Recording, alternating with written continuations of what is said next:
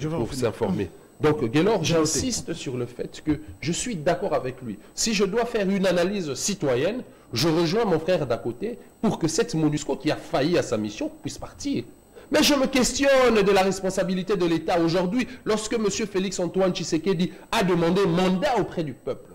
Après 37 ans dans la résistance, cela sous-entend que ce dernier avait mis en place des politiques publiques pour permettre à la République démocratique du Congo de gérer la question notamment de la sécurité dans la partie est du pays. Mais aujourd'hui, 3 ans après, ce dernier consomme le budget de l'État. Aujourd'hui, les ressources additionnelles sont à la hauteur de 4 milliards de dollars. Mais ce dernier refuse de faire recours à l'Assemblée nationale pour qu'il y ait une loi de finances rectificative pour que nous puissions allouer ces montants-là pour le bien-être de la population, améliorer le social du peuple congolais, doter notre armée des moyens nécessaires. Donc ici, la complicité de l'État, c'est que l'État qui institue l'état de siège pour régler la question de l'insécurité ne dote pas à notre armée les moyens. C'est ça la complicité de l'État que la population congolaise doit retenir. Non, les discours, à un certain moment, les discours populistes en politique sont inévitables, mais je pense que face aux responsabilités, l'État doit s'assumer. Et nous allons juger le bilan de M. Félix Tshisekedi partant des promesses de campagne qu'il aura eu à faire au peuple, celui d'abord économiquement d'atteindre un budget à la hauteur de 86 milliards pour ce quinquennat. Je rappelle ici qu'il n'a même pas atteint la moitié de ses promesses de campagne. Et pour la question de la sécurité, aujourd'hui, l'armée bénéficie de 3% du budget de l'État, ce qui représente une enveloppe de près de 270 millions de dollars, alors que l'Ouganda à côté a un effectif militaire de 45 000 éléments, mais dote son armée de près d'1 milliard de dollars pour la défense. Donc, ce sont des questions simples, ce sont des questions basiques. Vous collectez l'argent du peuple, il faut le mettre au service du peuple. Ici, c'est tout le contraire. Ces genres de questions seront posées pour les élections prochaines, ça c'est vrai, en termes de bilan. Pensez-vous que vous aurez un discours, vous qui êtes de l'Union sacrée, pour défendre toutes les promesses faites? Et au regard de la situation actuelle, pensez-vous que ça sera facile pour vous? Mon cher Gaylor, je te l'ai dit avec la conviction la plus totale, s'il y a élection demain en République démocratique du Congo, Félix Tshisekedi va gagner n'importe quel candidat. Avec quel discours, à plate couture, n'importe quel candidat. J'ai aimé les débats autour des chiffres évoqués par mon frère du Nouvel Élan. Je vais quand même nager dans cet océan-là. Il dit tout à l'heure, d'abord, je pense qu'il doit relire le programme du président Tshisekedi. Le 4,25 milliards, c'était sur 10 ans. Ce n'était pas sur 5 ans, c'était sur 10 ans. Vous pouvez revoir le programme. Parlons chiffres. Votre régime a fait plus de 18 ans au pouvoir. Si je prends même les 4 ans de Mosée, je peux dire 22 ans. Parce que c'était la même chose. Sur 22 ans, de 800 millions de dollars, à vous entendre, vous avez laissé un budget de 3 milliards. Pour l'armée? Non, pour les pays. Vous avez laissé 6. Vous avez laissé un budget de 3 milliards. Une augmentation de 300%. Vous avez laissé un budget de 3 milliards. Je suis d'accord avec vous. Mais pour quelqu'un qui arrive, il trouve votre budget de 3 milliards dans moins de 3 ans. 4 milliards 2. Est-ce que je peux aller? 4 milliards 2. Est-ce que je peux aller? Même si vous voulez 5 milliards, je peux vous donner. Sur 22 ans. Même 5 milliards, je peux vous donner. Mais pour quelqu'un qui vient moins de 2 ans, ce budget passe de 3 milliards à plus de 10 milliards. Qui a mieux fait?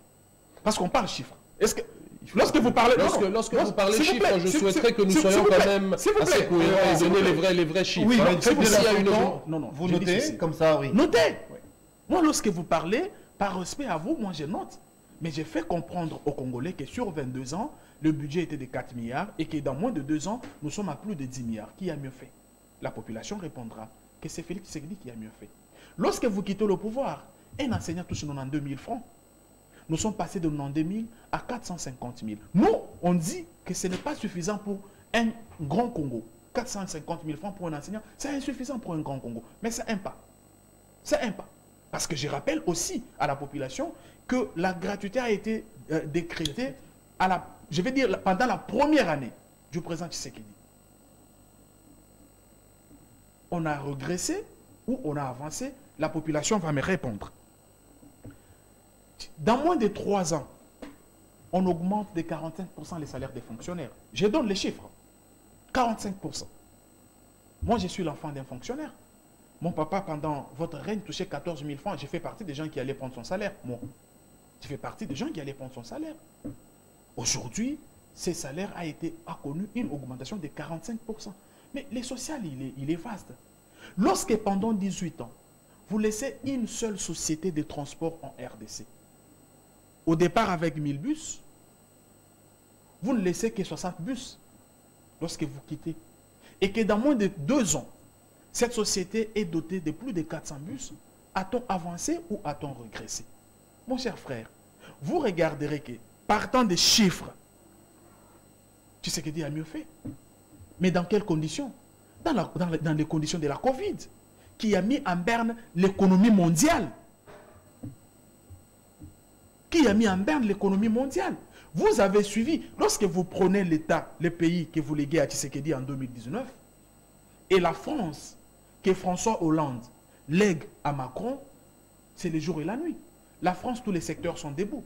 La RDC, tous les secteurs sont par terre. Citez-moi une seule entreprise publique qui n'avait pas d'arriéré lorsque Tshisekedi prend le pouvoir. La GECAMI, l'AMIBA, l'ONATRA, citez-moi une seule entreprise. Mais aujourd'hui, je vous apprends que tous les arriérés ont été payés. Je parle à la télé et tous les travailleurs me suivent. Tous les travailleurs me suivent. Bilan, mais Tshisekedi a un bilan largement positif. Parce que comme je le disais, le bilan de quelqu'un, on le dresse dans le temps et dans l'espace. Vous ne pouvez pas, vous avez suivi le président Macron dire, lors de la campagne pour son 2e mandat, qu'il ne pouvait pas développer la France pendant 5 ans. Attends, lui qui a pris une France debout était incapable de la développer pendant 5 ans, mais ce Congo malade que vous avez laissé à Tshisekedi, vous voulez qu'il fasse tout pendant moins de 5 ans? Soyons quand même logiques. Et la population qui a vu ces efforts-là être conjugués, qui a vu la plupart d'entre vous, la chance que nous avons, c'est que la plupart d'entre vous ont déjà géré. La plupart. Et la population sait qui était à mesure de lui offrir quoi. La population sait que dans l'histoire de la République démocratique du Congo, un seul président est venu. Et son pouvoir étant venu de cette population, il est à 100% redevable à celle-ci. Et les actions qu'il a y amenées jusqu'ici, moi je ne dis pas qu'il a tout fait, mais je constate que beaucoup d'efforts ont été conjugués, beaucoup de choses ont été faites, même si nous disons que nous devons totalement mettre ce Congo debout, ce Congo que vous avez laissé à genoux. D'accord. Lopez, il a dit qu'il y a les efforts qui se conjuguent bien sûr. Pour 3 milliards à 10 milliards, donnez les chiffres. Il a dit que les indicateurs sont là, qui prouvent que les Congos évoluent. À pas de tortue certes, mais il y a de l'évolution. Par contre, quand vous étiez là, c'était du chaos total. Je pense que mon frère d'à côté n'a pas très bien maîtrisé les chiffres qu'il évoque. Je parle ici d'une augmentation de 300%, passant de 800 millions à 3,6 milliards. Alors qu'actuellement, en 3 ans de gestion, sous M. Félix-Antoine Tshisekedi, le pays a connu une augmentation de 100%. Nous sommes à 100%. Nous parlons à la hauteur de 300%. Et alors une augmentation x 4. Sur 24 ans. Je suis en train de vous faire le bilan d'Adolphe Mouzito en tant que Premier ministre. C'est votre régime, vous notez. En tant que Premier ministre. C'est votre régime. Mon frère d'à côté ignore que Pius Mobilou fut ministre sous Kabila, donc il partage le même bilan. Il ignore, il veut tromper le... C'est évidemment c'est important.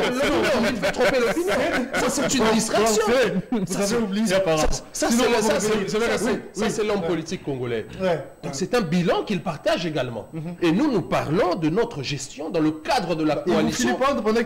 Dans le cadre de la coalition de la majorité présidentielle avec le PALU, avec comme Premier ministre Adolphe Mouzito. Et il parle de la gratuité de l'enseignement. Je suis totalement d'accord. Les bonnes actions, nous soutenons. Mais lorsque vous rendez effective la gratuité de l'enseignement, avez-vous évalué combien d'élèves qui n'ont pas été scolarisés, cette fois-là, seront scolarisés? Avez-vous mis en place les mécanismes, notamment la construction des écoles pouvant accueillir tous ces enfants-là? Non. En ce sens, ils ont réduit de ce fait la qualité de l'éducation parce que les classes étaient surpeuplées. Les professeurs surmenés et de ce fait, ils n'ont pas pu donner la qualité de choix. Dès lors, aujourd'hui, nous devons retenir, c'est que les Belges, pendant la période coloniale, là je parle de 1875 à 1860, l'homme belge a pu extraire du sous-sol congolais près de 6 millions de tonnes de cuivre. Ce qui lui a valu construire le Congo, ces écoles que nous avons, ces écoles dans lesquelles Félix Tshisekedi envoie les enfants non scolarisés. Alors que nous, les Congolais. Je souhaiterais que nous puissions nous compléter, mon frère et moi, que nous ne soyons pas des ennemis en ce qui concerne cette analyse. Mais nous devons nous remettre en question comme peuple, comme corps social, étant jeunes, pour que nous puissions améliorer demain lorsque nous serons appelés à gérer ce pays. Aujourd'hui, de 1960, 62 ans, aujourd'hui après l'indépendance, nous avons extrait plus de 25 millions de tonnes de cuivre, ce qui représente 4 fois plus que la production des Belges, avec une augmentation considérable à l'échelle internationale du prix du cuivre et du cobalt. Qu'est-ce que nous avons fait de ça? Rien, aucune école, aucun hôpital. Aujourd'hui, ça continue sous le régime de M. Félix-Antoine Tshisekedi, qui pendant 37 ans a crié à ce qu'il fallait améliorer le progrès social, il fallait créer les conditions des richesses pour le peuple congolais. Il n'a pas encore posé les actes dans ce sens, puisque le social étant le miroir de la politique, nous pouvons en dire quelque chose. Il parle de cette augmentation, mais mon frère doit être heureux que la nature, moi je l'ai dit dans une émission, Gaylor, M. Félix-Antoine Tshisekedi est un enfant béni puisqu'il bénéficie aujourd'hui d'une grâce divine. Le boom minier aujourd'hui, qui a augmenté le prix du cuivre, il doit se renseigner, de 6 000 à 8 000 dollars. Il y a 2 mois passés ici, le prix du cobalt est passé de 8 000 à 31 000 dollars. Je reviens du Lualaba. Actuellement, la tonne du cobalt est vendue à 42 000 dollars. Ça, c'est une conjoncture internationale à laquelle la RDC bénéficie. Donc, il n'y a pas d'impulsion politique, ou encore l'impulsion politique est minime. Voilà pourquoi nous avons insisté sur le fait que c'est bien que le pays, aujourd'hui, encaisse autant d'argent, mais nous devons parler aussi de la qualité des dépenses. Parce qu'aujourd'hui, il parle de 4,5 milliards à 10 milliards, une augmentation de 100%, qui est une bonne chose pour le pays. Mais quelle est la part du social? Mon frère doit me faire l'équilibre de ce budget-là. Je vais parler. Sans problème. J'aimerais qu'il me donne ces réponses-là. Sans pour problème. que l'opinion qui nous juge, parce que demain, je suis sans doute rapidement, parce sûr qu'on que va mon frère sera candidat pour le compte de son parti politique et il devra rendre compte à la population congolaise. Merci Lopez. Bon, je suis quand même content du en débat. En même temps, c'est en guise de conclusion. 3 minutes et c'est avec vous frère, oui, c'est un débat intéressant. Vous étiez journaliste, vous savez la télévision. C'est un débat intéressant. Oui, vous avez la parole. Alors, je commence à dire ceci à mon frère. Lorsqu'on vient à la télé, surtout prendre part à une émission comme celle-ci, il faut s'informer d'abord. Pius Mabilou n'a jamais été ministre. Pendant tous les temps que Joseph Kabila et Mouzé ont fait au pouvoir, il a plutôt été député à 3 reprises, élu dans la même circonscription électorale. Et en tant que député, vous êtes intellectuel, vous pouvez chercher sur Google. Vous faites même dans le cadre de la majorité... S'il vous plaît, est-ce que je peux aller? Acquise à Joseph Kabila. Le travail d'un député est connu. Un député n'a pas de parcelle de pouvoir. Mais si vous voulez un débat autour de ce qu'a été sa production parlementaire, parce que c'est ça que la population lui avait donné comme mission, je suis totalement armé pour y aller. Mais je pense que ce n'est pas le débat. Donc, il faut mettre à jour vos notes. Il n'a jamais été ministre. Plutôt, il est devenu ministre sous Tshisekedi. C'est comme ça qu'il a mené cette lutte contre la spoliation. Si vous voulez aussi qu'on ait une émission autour de son bilan à la tête de ce ministère, je vous informe que vous en serez content. Parce que vous êtes intellectuel, je suis sûr que vous suivez ça de loin aussi. C'est important. Alors, lorsque je parle du régime, je ne parle pas de l'individu Adolphe. Parce que s'il vous suit à la télé, peut-être qu'il va vous chasser du parti. Vous les contredisez sur ce plateau. Chef du gouvernement. Lui, il a dit, s'il vous plaît, lui, il a dit qu'il a observé un bon travail, par exemple, dans le cas de maximisation de recettes de l'État. Et vous les contredisez, vous dites non. Attention, mon cher frère.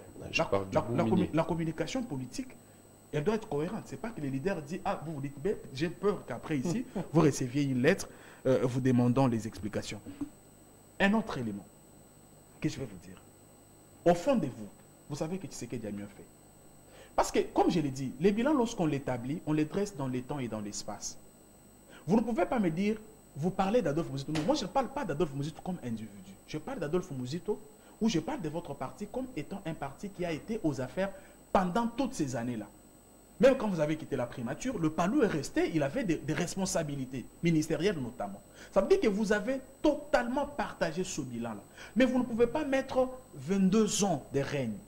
Vous vantez pour l'augmentation de 300%, mais celui qui arrive en 2 ans, en chute, il est à 100% et dans des conditions de crise mondiale.